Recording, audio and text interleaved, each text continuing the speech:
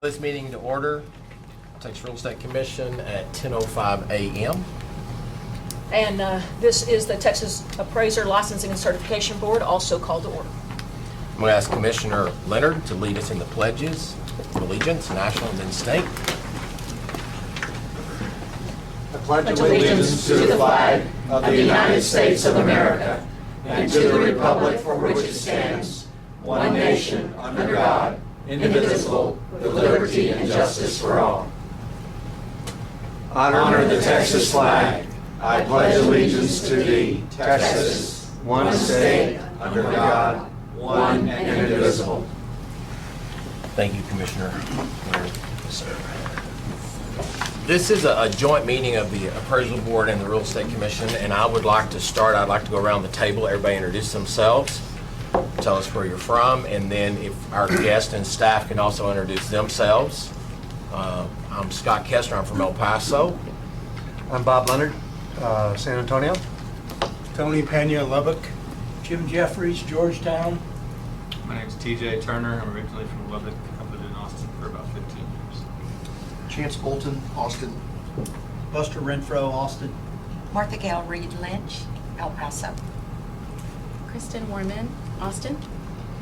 Jamie Wycliffe, Midlothian, Texas. Delora Wilkinson from Cypress, Houston, Texas. Jason Margaret, Dallas. Rachel Stevens, Maryland, Texas. And Doug Old Mixon, and I'm the executive director and commissioner, and I'm from here in Austin since 1989. Before that, other parts of Texas. Barbara Russell, Denton. Jan Miller. Camp now. I live there. I work in DFW. Chelsea Beckholtz, I'm general counsel to TREC, Austin, from Austin. Okay. If we can start over here and go around. Christine, you want to start? I'm Christine Anderson. I'm the Public Communications Manager for both TREC and TALCB. I'm Britta Muchler. I'm the Business Analyst for the Information and Technology Services. Crystal Stoll, the Business Process Manager for the Education and Communication Services Division. Denise Sample, Director of Licensing and Registration Services. Mark Morris, Standards and Enforcement Services, TREC side. Robert Hood, Director of Reception Communication Services. Priscilla Pico, Director of Staff and Support Services for the agency. Troy Bollier, Director of Standards and Enforcement Services for TALCB. Abby Lee, Texas Realtors. Lori Levy, also Texas Realtors. Tony, you're the Tony last. Slagle, TREC and the board. I'm the Deputy Commissioner and Deputy Executive Director from Austin. Chris Smith, the Governor's Office. Julia Zinsmeister, Resident Business and Commerce. Amber Hinton, Recording Secretary for the Commission. Deanne Frederick, Recording Secretary for the Board. Okay. We're going to, I'd like a motion for an excused absence for Commissioner Williams. So moved. Second. Motion and a second. All in favor? Motion carries. Chair Wycliffe. And Board, I have received communication from Joyce Yanuzzi, Clayton Black, and Alex Solstry. Obviously, this special call meeting wasn't pre-arranged in their work schedules, and so they all had conflicts, and I would entertain a motion to excuse those absences. I move that we excuse the absences. Second. A motion and a second. Any discussion? All in favor? Aye. Any opposed? Motion passes unanimously. If there's any guests that wish to speak, there is a public comment card by the door. You can fill those out. And I will remind everybody, we have a microphone here, it's supposed to pick up really well, but speak up so everybody can hear you. All right, reports by the TREC Executive Board. It's agenda item number 3. It's on the second page of your packet. We met July 19th. It was a joint meeting between the TREC Executive Committee and the TLCB Executive Committee. Joint meeting was to discuss the performance appraisal and salary of Executive Director, and that was the crux of the meeting. And Chair Wycliffe, anything you'd like to add to that? No, I believe we communicated those results to our board as well. And unless you have comment, I think that they're clear in the report itself. Okay. We will now have a report by staff on responses to the Sunset Commission. And I think everybody has a handout on that except me. If someone will pass me one, I would. Right there we go. Okay. It's also on the Tony, screen. you got the clicker? I need to know. So, thank you, Mr. Chair and Commissioners, Madam Chair and board members. I'm just going to start this, and then we'll have a few other of the staff members who will report on their specific areas of focus.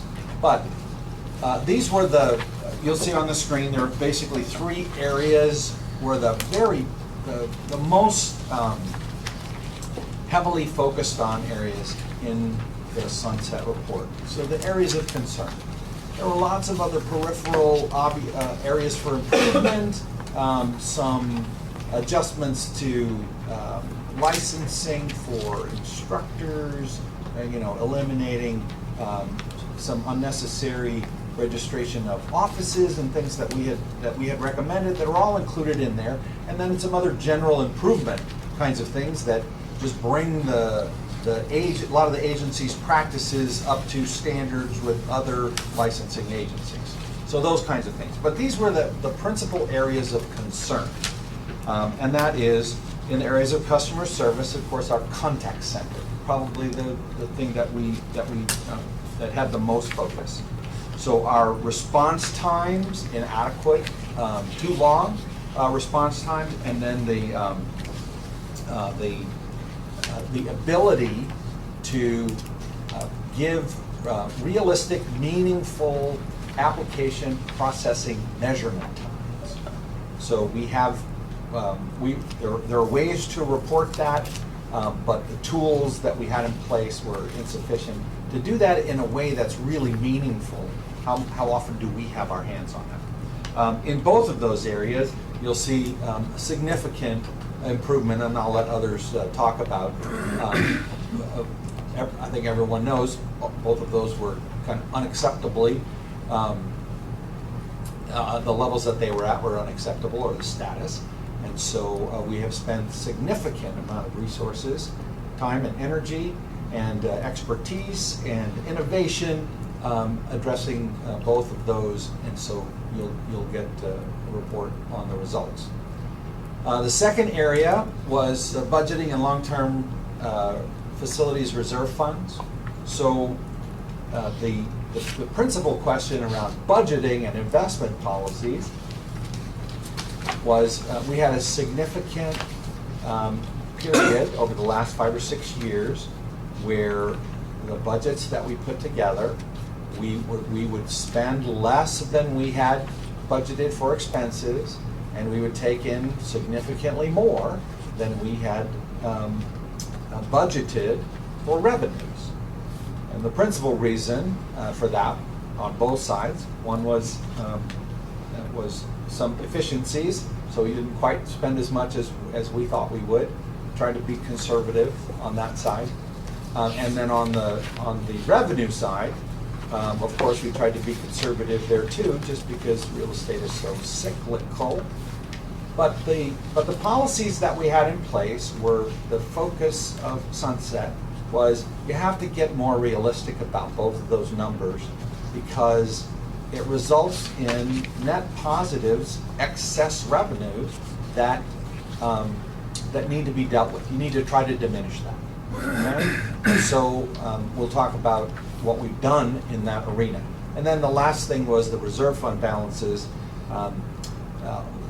We were compared to other SDSI agencies, and I shared a report yesterday with you about the long-term facilities master plan and its history. But if you take the funds that were in that, which is a total of about $12.5 million that we accumulated over a 6-year period, if you take that out of the equation, our reserves were in line with other SDSI agencies.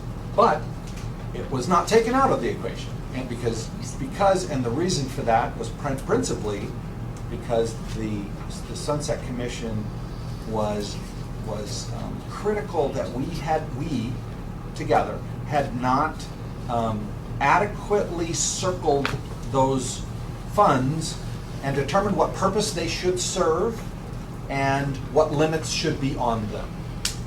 Okay, so it appeared to be an accumulating fund without, awaiting further definition of purpose. So we will talk about what happened with those as well. And then the last thing was on the enforcement side for the board. Since 2013, the board has, for the first time in its history since 1993, met its federal criteria of resolving complaints except for specially documented circumstances in less than 12 months. Okay? Less than 12 months. And we did that consistently from 2013 on. The Sunset challenged us to adopt a standard that's half of that. I said, in Texas, state complaints for licensing agencies should be resolved in 6 months. And the board accepted that challenge and committed to resources to meet that challenge. And so we'll hear an update on that from Troy. And then the last thing was our especially commercial experience audits. Residential we're in pretty good turnaround time, but on the commercial side, so for certified general applicants, we had a significant challenge in that area, and we have adopted policies and practices that we'll talk about that promise that we're already getting results on and promise to get us to very acceptable turnaround times for that. So that's my kind of just to lay out those major issues, and then I'd like the staff to give you reports on where we are on implementing the resolution, steps towards resolution of those issues. Okay? So the next slide. All right. Tony, you're up. This is Tony Slagle. I'm the Deputy Executive Director and Deputy Commissioner. I'm going to be speaking on our customer service issues, both with regard to the contact center and with regard to licensing. So as you can see, there's some bullet points up there that show where we were and where we are currently. In the past, our worst quarterly reported hold times were 18.5 minutes, and that was, we just picked the midpoint of that quarter, which was January 2018. That's how we were reporting that, not monthly. And then currently today, at the end of June, we're very pleased to report hold times of under 3 minutes. As you can see, based on something I'll speak to in a little bit, we're by splitting up both the calls that come in and being able to determine which calls are for which governing body and which agency, we can determine what they are for each. So it's under 3 minutes for both board and the commission. Again, our highest, and I apologize, that should say January 2018, not May 2018. Our highest abandonment call rate at that point was almost 50%, just under 50%. And today, for both the board and the commission, it's under 6. It's 5 for the board and 5.8 for the commission. And then that last bullet, the call answer rate, what that is that's the first time if someone calls into the contact center, you want that number as high as possible. That's when they engage initially with someone on the contact center. They're not hanging up. They're not doing a call, doing the callback, courtesy callback feature we have. That is, they call and they get a person, and we're at 87%, which is great. We're obviously striving to get that number higher, but that's right now the best we've been Ever. Yes. So, any questions about any of that before I go to the next slide? Tony, I've got a quick question. Yes, Is ma'am. the 3 minutes or less than 3 minutes that we see in the report today, is that going to be what the June report indicates, or is that yesterday's? So the June report that I sent out at the beginning of July showed that's what that indicates. I believe it was 2 minutes 40 seconds for the commission and just under that for the board. I So believe. it's about 5 in May. We're just trying to get a, Yes, ma'am. a cycle, Yes, ma'am. It's fine. about 5.5. Yes, ma'am. Will you please explain again how you calculated the answer rate? So that's a report that we run, and it shows the number of calls that were handled. So the report shows the calls that come into the system, the number that are handled, and that is that number, and the number that are abandoned, which is people hanging up for whatever reason, and then the number that are what's called DQ, which means they go out of the contact center for whatever reason. That could be someone engages a courtesy callback feature, or the call's transferred internally to another staff member to help the person. So it's a secondary level of help. That number gauges the primary level of help. Someone's called the contact center, they get someone on the phone, they're able to get their problem solved before they disengage. So that's what that number is. It's a report that calculates that. Any other questions? Okay. So this slide is about the improvements, and I just want to go into a little bit of depth about these.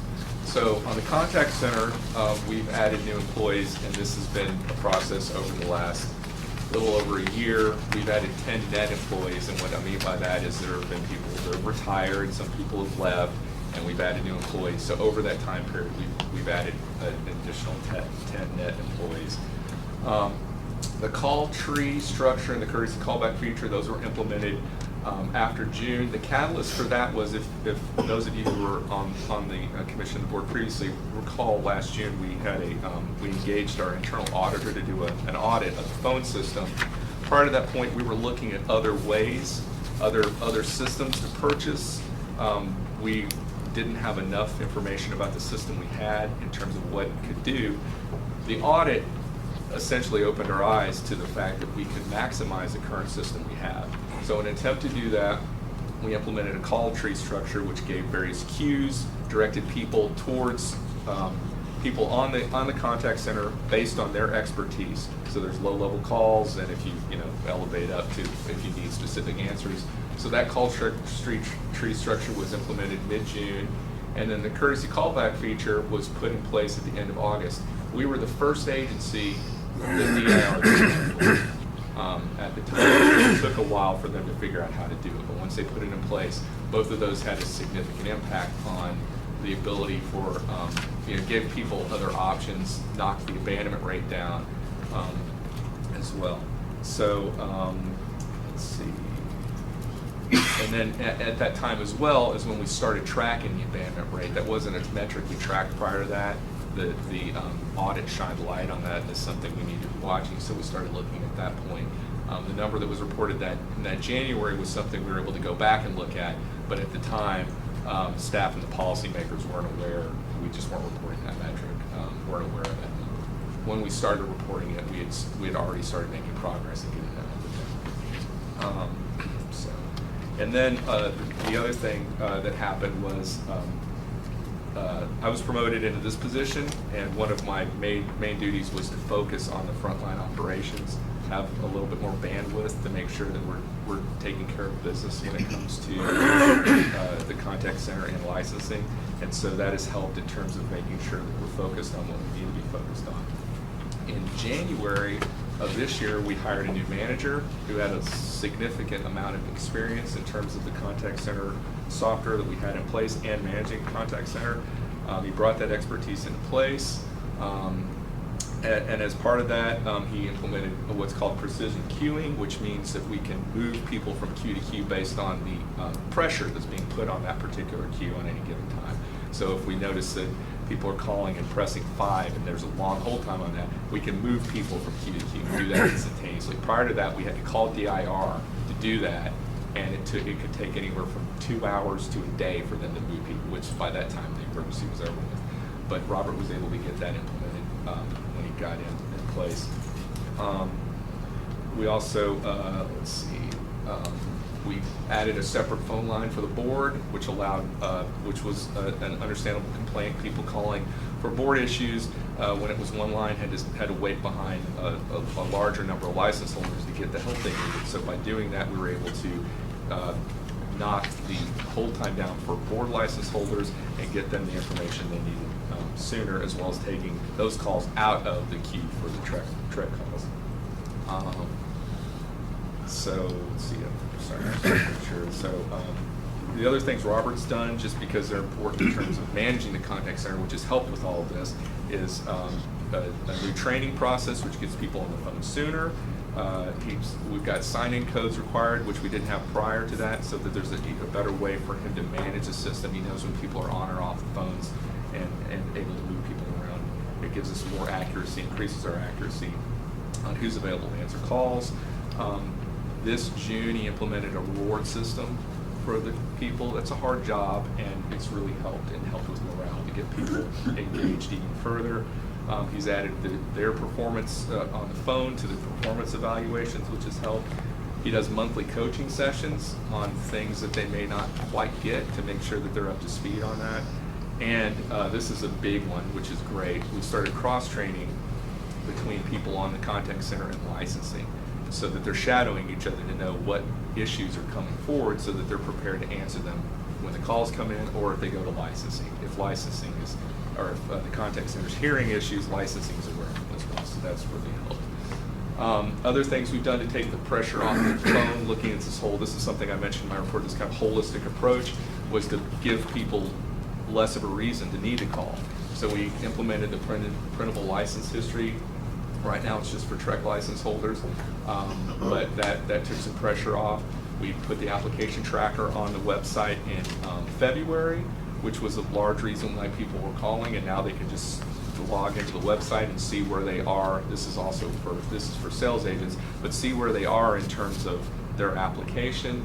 And then in May or April, I apologize, I can't remember, sometime around that point, we started displaying CE for brokers and sales agents once their 90-day renewal notice went out, so they can sign online and see exactly what they need to complete within that 90 days in order to renew. Those are all reasons why people call. They don't need to do that now. They can engage the website to do that. And then there's other things improved to engage that holistic approach, which is one of the biggest pain points we have whenever we run these systems, the Expire system or the renewal system, is that people, because they only engage the online services when they need to renew, is they forget how to sign in, they forget their password or whatever.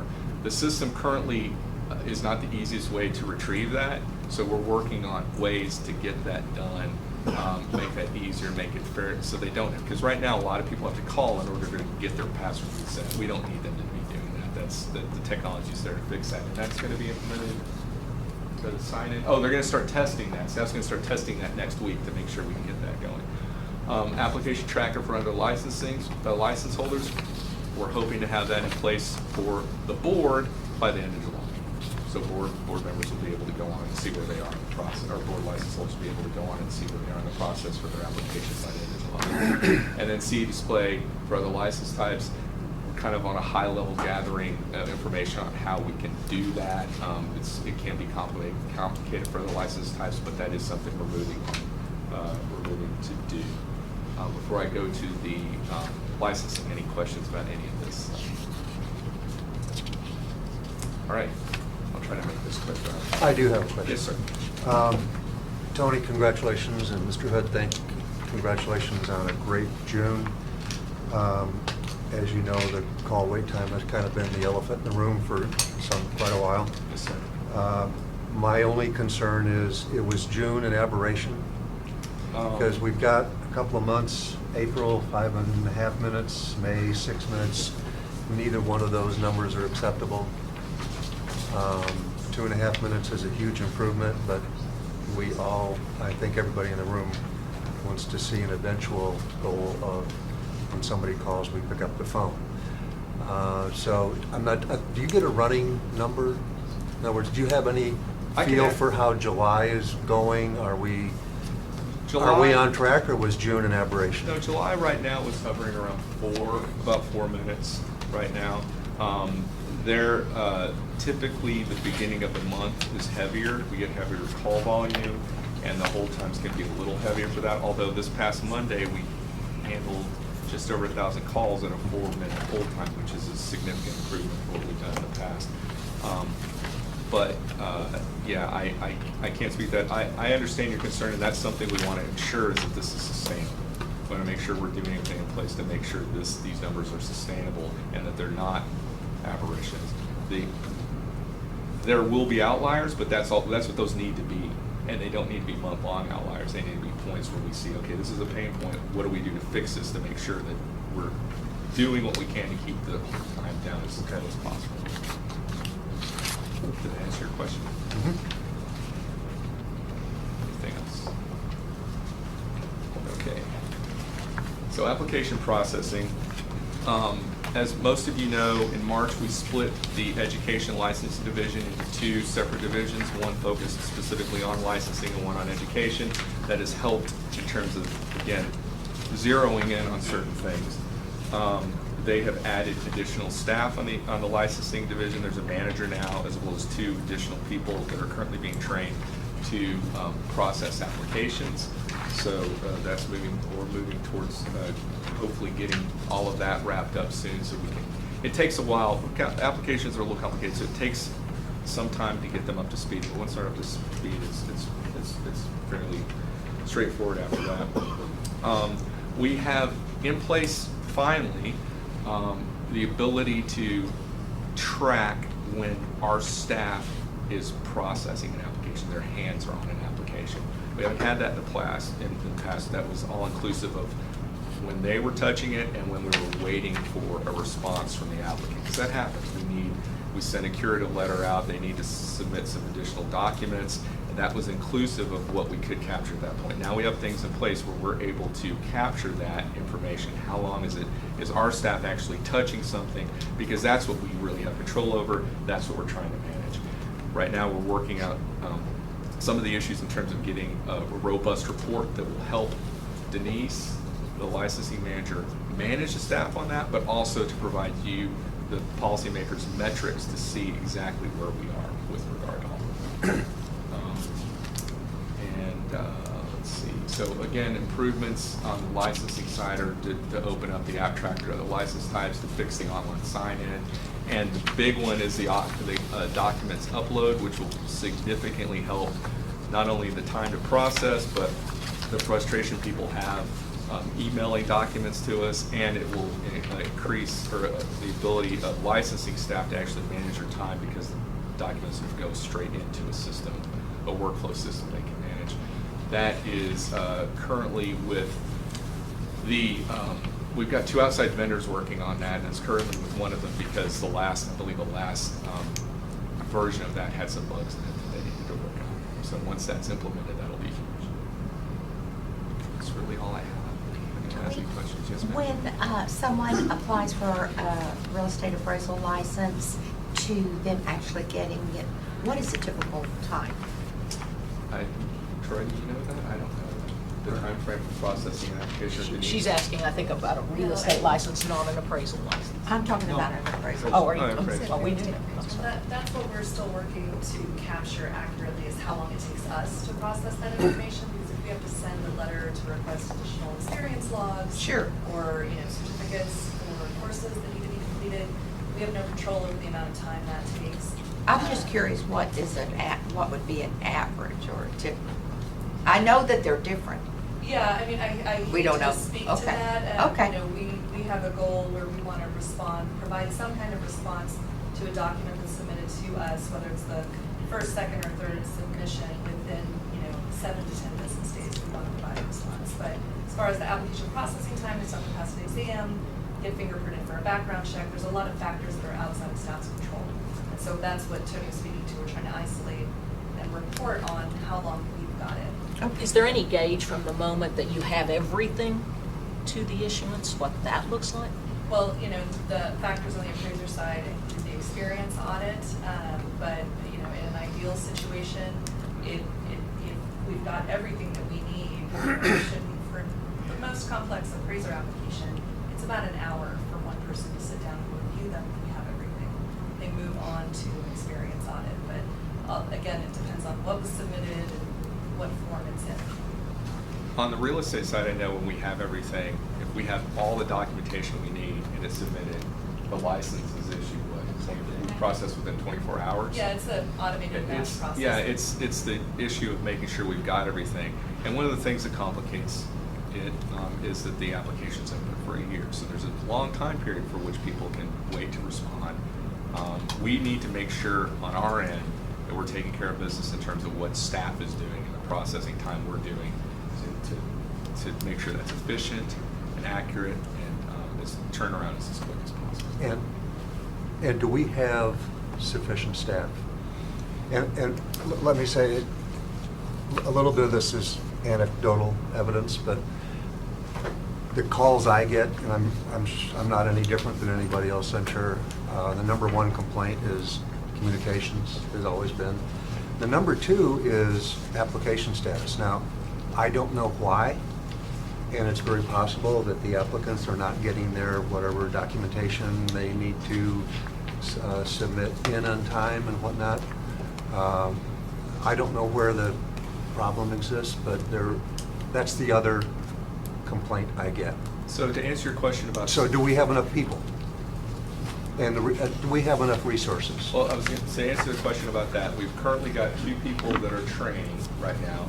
So once we get them into speed and know, we'll have a better assessment as to whether or not that is the case. We believe it is, but they've got to get up to training speed.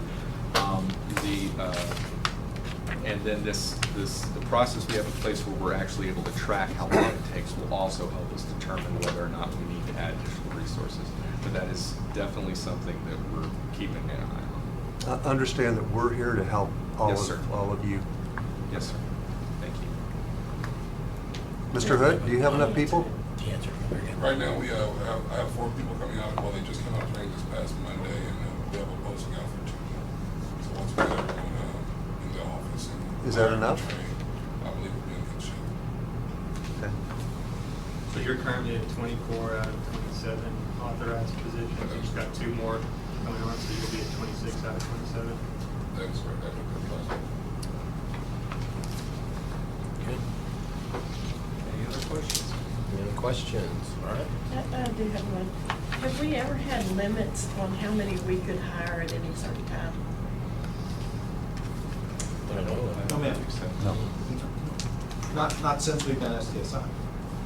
Before that, yes. Okay. All right, thank you, sir. Okay, I'm going to step up to the front so I'm not talking to backs. Oh. And I won't take long. I'm just going to go over the bullet points in the slides. So basically, the budget and long-term facilities funds. The agency developed budget and investment policies that for the board and the commission. And the points that that over the last few months, they've been amended and brought to y'all for approval. The goal is to improve transparency. The budget and executive committees are now tasked with considering future fee adjustments to limit excess revenues and expend fund balances. And basically, within each of the policies, and they're a little bit different between the board and the commission, have the reserves delineated, what they are, with some outlines about what they're to be expended on and the process for that. For example, we went from 3 to 4 months for the operations and contingency reserve, because as you know, as an SDSI agency, we have to have enough money in the budget to be able to cover expenses for a 3 to 4 month period. We changed that to 30 to 40%, just to be a bit more conservative. So we put all of that into these policies. The staff is tasked with making fee recommendations for fee reductions if the allowable or the balances within the reserves are, have exceeded the authorized balances by 20%. So that's a recommendation that the staff will bring forth for the board and the commission. The facility reserves that were repurposed for strategic customer service projects. On the commission side, the executive committee approves all expenditures that come from the strategic projects reserves. On the board side, it's taken to the full board for the customer service reserve. A little bit different, but it's essentially the same. And under the TALCB side, you'll notice in the sunset report that y'all were given as well, we don't have this on this slide, is TALCB's the administrative penalties now go directly to general revenue beginning, I believe, in September. And so that was the education reserve. We'll still need to make that modification to that policy. Do we have any questions? when will we see or the recommendations for fee reductions? I believe we presented recommendations for fee reductions at the last meeting, and this upcoming August meeting will have it. I think Mr. Oldman can speak to that better than I. There was a budget committee meeting yesterday, at which, so that was the second, there's been two since May.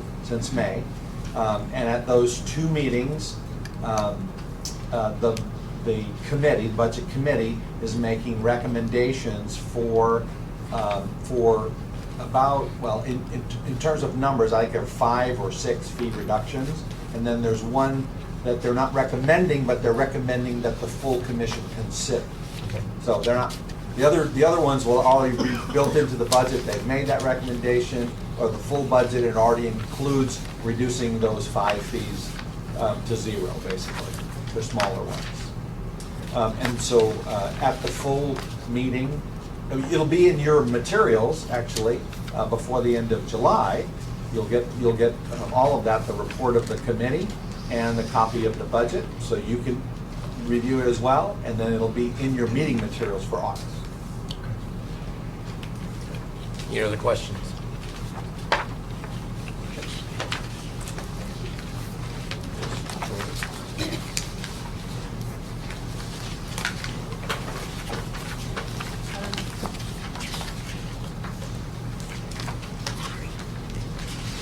Good morning, Troy Bowyer, Director of Board Standards and Enforcement Services Division.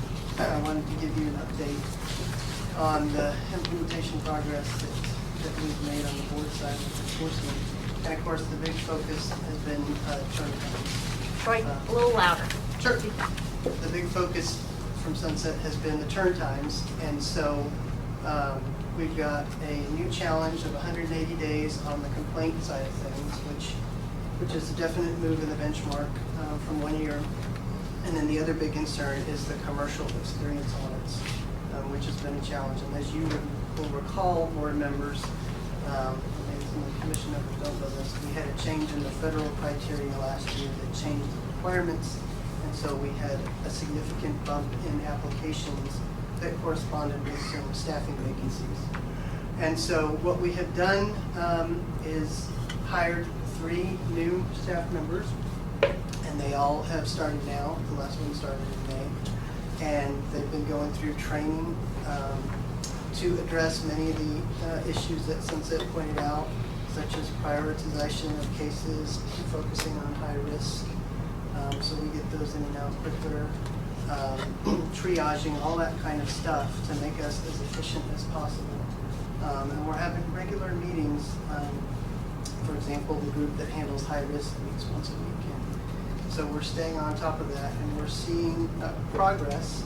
And I'm really excited that we're going to get down to that 180. If you look at our regular monthly report on the website, what you'll see is for the last 3 months, the average number of days for case resolutions has come down significantly. So I think this past May 31st, it was 203.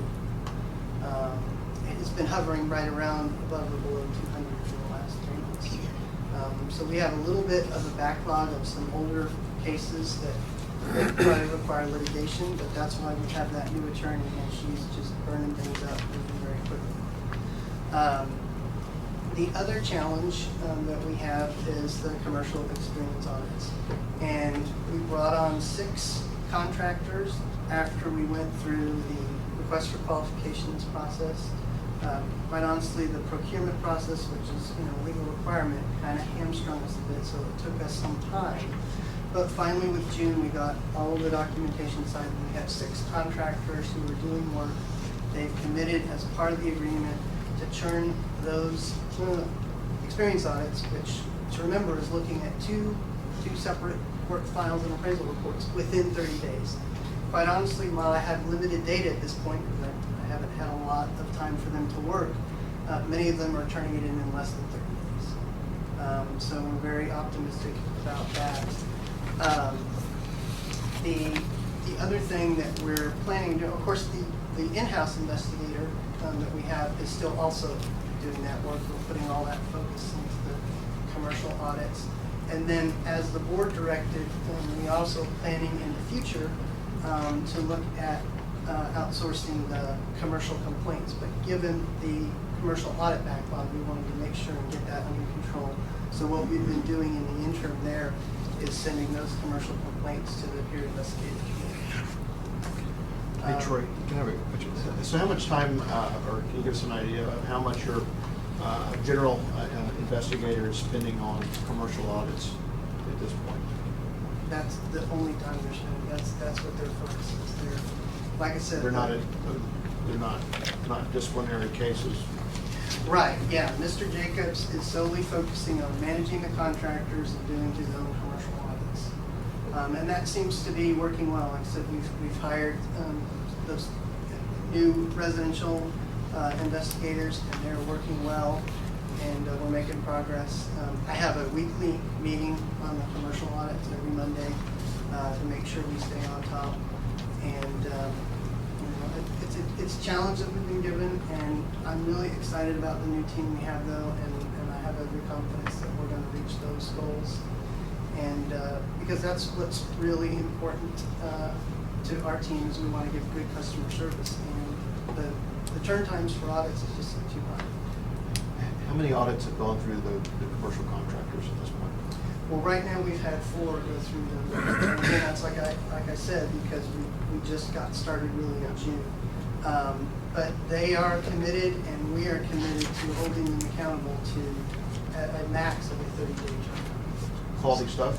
Good It is work? very quality stuff, yes. And once the staff gets it back, we move very quickly. Within 4 or 5 business days, we've gone through the rest of the process, the clerical, the legal, and So let me just get it right. So for commercial, you've got four new contractors? Or 6. 6, okay. And who in-house does it as well? Mr. Jacobs. That just one? Okay. Yes, and because he splits his time, obviously, he's kind of project management with those 6 contractors. Okay, so he doesn't do residential things at all? No, that is a pain point that we are intensely focused on getting results on. So who's handling any general or commercial complaints? Who's doing those audits, investigations? Those investigations, like I mentioned, right now, we've shunted those over to the peer investigative committee. So staff is not doing any in complaint They're processing at the moment. Right. And if there's one staff member doing experience audits, and I recognize his job duty has changed now that we have gotten 6 contractors that he's overseeing, but prior to that, how many experience audits could he handle in a given month? Was he normally being able to get 4 done, or? Yeah, I mean, it would depend, obviously, say 3 or 4. It would really kind of depend, but that's probably a good average. Really, what the benefit of the contractors is, if I've got one person looking at one audit versus now I have 6 other people all at the same time looking at one audit, you're just going to move through that so much quicker. Well, and understandable, and we realize that this is relatively new, but as you know, but maybe the TREC Commission doesn't. What I stopped in your office and mentioned to you this morning is, we're getting daily communication from people who are waiting 8 and 9 months to get their experience audits completed. That's after they've been in a process that takes them a couple of 3 years, and so their frustration level is high. And so we want to try and stay really close to those solutions and communicate that 6 is a good start. Do we need 10? I'm a little bit worried about whether or not the individual staff member we have that was also carrying some of that load is going to effectively be able to manage the flow as it comes in.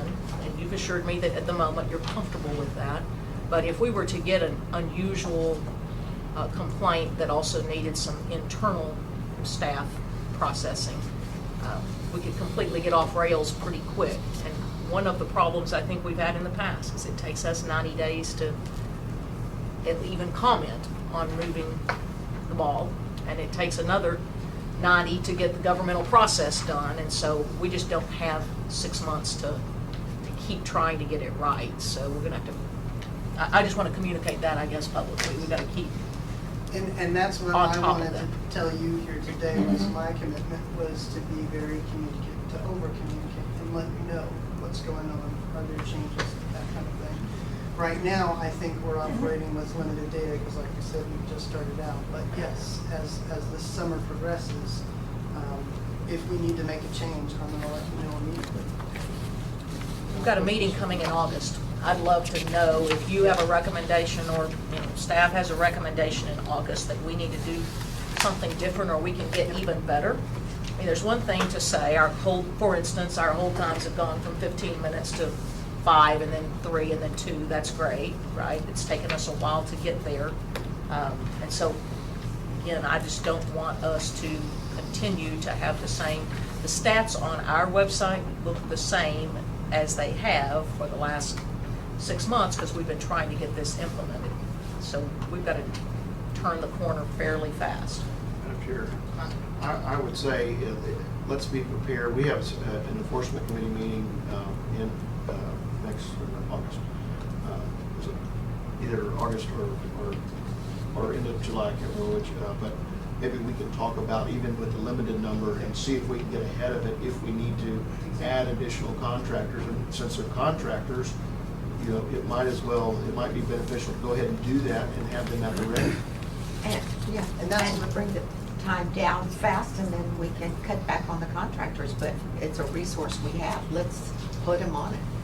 Yeah, and that's what I've been talking internally with my staff about, is do we need to do a second RFQ? It'd be much better to get on that sooner rather than later. When you went out with your solicitation on that RFQ, was there a limit of just getting 6 contractors, or is that all only qualified applicants you received? We received more than 6, but those were the only ones that were qualified and bid. Second question. So you have just reported that these contractors have 30 days, and then it comes back and you're saying that staff has 4 to 5 days, or is taking 4 to 5 days to process. What staff? Who's the staff we're talking about? Not just Mr. Jacobs. No, the quality control, the support staff, and the Lindell each serve a function. So obviously the support staff is doing the clerical and the process. So they're processing the administrative and clerical. They're not necessarily reviewing the work No. that these guys have done. And that's a good point I want to make clear, is that we're not duplicating effort. I'm not having another appraiser look over it and go, oh, did they do their highest and best use? No. We have great confidence in those 6 contractors, and it fits good. Good to hear, glad to hear that. One last, and this is more of a request. I know you're early in this process. This is new. You started it in June. July is going to go by. They have 30 days, and then we're doing 4 to 5 days. I would like to be able to hear in the August meeting how many of these actual audits have been through this process and have been completed. I mean, I don't know what the number's going to be, if it's 10, 12. I'd like to know how many you've actually run through this program and have completed, so that we could see at least during that short time what we've accomplished. And I might add timeframes. You know, what are we really seeing? Yep, exactly. And that's actually what I was thinking about, augmenting one of the regular monthly reports to reflect that, because that's a hot button. Troy, is there a way that we can do the 2 simultaneously, have the staff doing this paperwork and clerical and this, at the same time the peer reviewers are doing the review audits? To some extent. So certainly, we're not going to waste any time and be inefficient. If there's things that we can get done ahead of time, we will. But there are some things that are predicated on what's the result of the audit. Well, I just thought that we could do them both at the same time. Yes, And not wait. anything that we can do ahead of time would be always. Okay. What other questions can I address for you? What I'd just like to say in summary is that this is a good team that we have, and we're going to rise to this challenge, and we're going to improve the customer service. And like I said earlier, my commitment to you is to stay in very proactive communication. You know, if we need something. So, Mr. Chair and Madam Chair, that is the staff update on the implementation of the findings and recommendations that came from the Sunset Report. So hopefully we have answered your questions. Any further questions? Okay, any public comments? Okay, seeing none, we will go into executive session. Prior to doing that, I'll give everybody a 5-minute restroom break. Okay, so we'll break. It's 5 minutes till 11. Let's be back in here as close to 11 as possible, and we will start executive session. Can't we get you one The name? time is now 11:05 a.m. We will now go into joint executive session to discuss pending litigation or obtain legal advice, legal counsel on agenda items pursuant to the Texas Government Code 551.071 and personnel matters pursuant to the Texas Government Code 55.074, and expect to remain in executive session for approximately an hour and a half.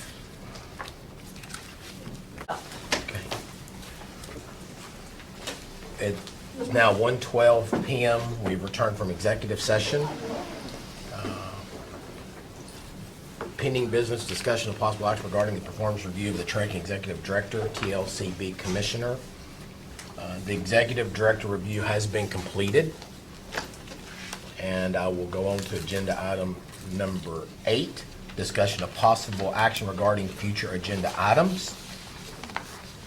Mr. Chair, if I might, I wanted to make you guys aware of something that will require a policy decision by the full commission. And that is, and I know everyone is aware of the extent of the iBuyer, okay, institutional cash buyers for homes. There's significant disruption in the market today. It's a feature of the market. I say disruption only because that means it's changing the way that business is done. What's really changing that's a challenge for us is that this body had made a decision and recommendation and actually got endorsement from the legislature to treat people who are licensed and also act as principals, so licensed brokers or agents also acting as principals, to treat that as a truth in advertising. If you look at all of the equitable interest language, okay, that went into the statute. What is happening now, and you probably heard this, the Redfin CEO was in town the other day, 2 weeks ago, and basically said, they're a broker, a registered broker with us, and they said, you know, we're getting into the iBuyer business very quickly, soon. And what makes us different is that we're going to have our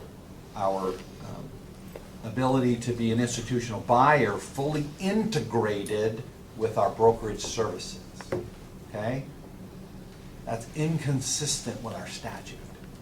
You are either a fiduciary for your client or you're a buyer beware or a seller beware. I'm trying to get the best possible deal, and all that equity that's in your home, I want as much of it as I can. It doesn't belong to you. So I don't know how you can bifurcate your brain. Legally, you can't. You have to say you're one, or you have to disclose you're one or the other. And we've been giving that advice to other, consistently to other brokers and buyers, brokers who want to also be principals. This is on a brand new, very large scale. We have not responded at all yet to that initiative because it isn't here, but it announced it's coming. And if they're going to do it, there'll be a lot of other people right behind them. That's a policy challenge that this body's going to have to deal with. To see if you want to make any modifications, It's huge. or It's be, huge. or stick by the line that we've established already. That's really what's going to confront you, and I think it's worthy of a significant agenda discussion. Other agenda items on the commission side? Jamie? On the board side, does anybody have anything particular that you need for a future agenda item? We have a board meeting on August the 19th. 23rd. 23rd. Oh, it's on my calendar wrong. I guess I might not be here on the right day. I'm not sure if this is an agenda item, but while we're all here in a meeting, it's come to my attention that there were some not so subtle changes to not just the walking quorum law during the last legislative session, but also with regard to, and I don't know if this affects all agencies or if this is just particular local government agencies, but Chelsea, if y'all could double check. There were some changes made to public comments and procedures for public comments at public meetings. And I don't know if that's just school districts or if it's us too, but worth looking into. And certainly, you and I think, talked about the walking quorum issues the other day. May need some re-education of our commissioners and board members. Robust. That was in your email to us. Okay. Discussion possible action or scheduled meetings. Ours is August the 12th. Yours is August 23rd. August 23rd. Okay. I will adjourn this meeting at 1:19 p.m. And I will adjourn the board at 1:19 and a half p.m.